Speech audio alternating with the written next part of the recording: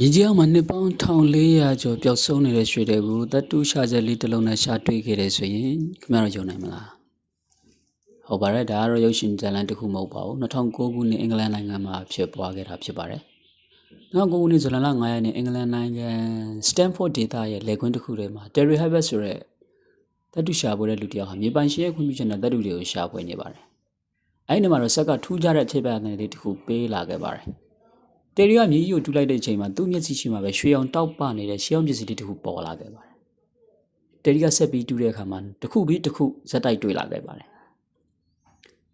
တယ်ရီကသူတွေ့နေတဲ့ပစ္စည်းတွေကဘယ်လောက်များသလဲဆိုတာကိုသူကိုယ်တိုင်မခံမှန်းမိခဲ့ပါဘူး။သူရရှိတဲ့ပစ္စည်းလေးတွေကိုယူပြီးတော့သူဟာ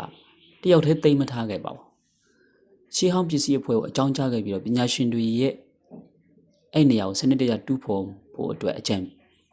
ပြုတင်ပြခဲ့ပါတယ်။အဲ့မှာပညာရှင်တွေတူးတဲ့အခါမှာအားလုံးပဲအံ့အားသင့်ခဲ့ရပါတယ်။စုစုပေါင်းအပိုင်းအစ4000ကျော်ရှိရှာဖွေတွေ့ရှိခဲ့ပြီးတော့ရွှေငွေနဲ့တခြားတန်ဖိုးကြီးပစ္စည်းတွေအများကြီးပါဝင်နေခဲ့လို့ပါပဲ။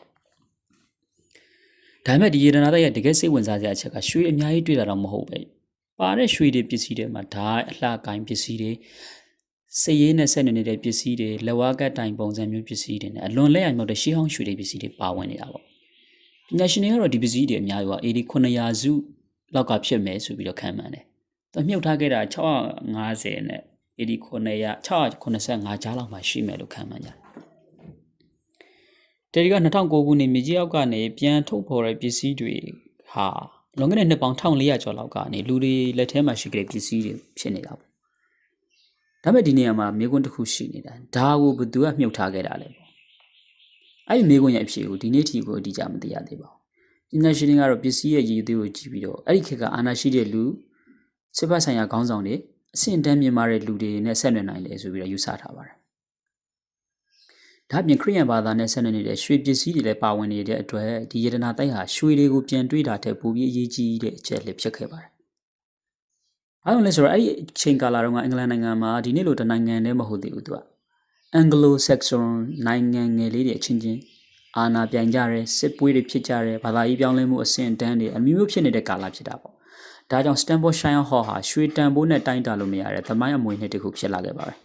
2009ခုနှစ်နိုဝင်ဘာလမှာတော့ဒီရတနာသက်ရဲ့တန်ဖိုးကိုစုစုပေါင်း3.285တန်လို့သတ်မှတ်ခဲ့ကြပါတယ်ဒါပေမဲ့အဲ့တန်ဖိုးထက်အများကြီးပိုတယ်ဆိုတာကိုခင်ဗျားတို့ကျွန်တော်တို့သိကြတဲ့အတိုင်းပါပဲဘာဖြစ်လဲဆိုတော့ဒီမြေကြီးအောက်မှာနှစ်ပေါင်း1400ကျော်ပျောက်ဆုံးနေတဲ့ရွှေတွေကိုပြန်တွေ့တာလည်းမဟုတ်ပါဘူးနဲ့သမိုင်း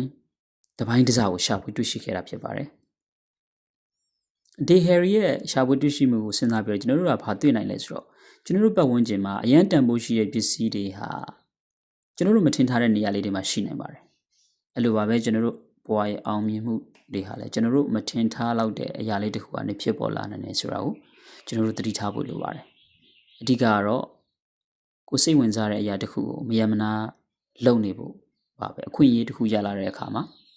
ကြီးမားတဲ့အောင်မြင်မှုတစ်ခုပြောင်းလဲနိုင်ပါတယ်ရှာဖွေမှုတွေကိုတော့လုံးဝမရပ်လိုက်ပါနဲ့ကဲနားဆင်ပေးကြကြတော့အားလုံးကျေးဇူးပါစိတ်ဝင်စားကြထူးဆန်းတဲ့ဖြစ်ရမှန်အကြောင်းအရာလေးတွေကိုနောက်လဲတင်ဆက်ပေးမှာမလို့ကျွန်တော်ရဲ့ channel လေးကို subscribe လုပ်ထားပေးဖို့မမေ့ပါနဲ့အောင်အားလုံးကိုစိတ်နှပါကျန်းမာချမ်းသာကြပါစေ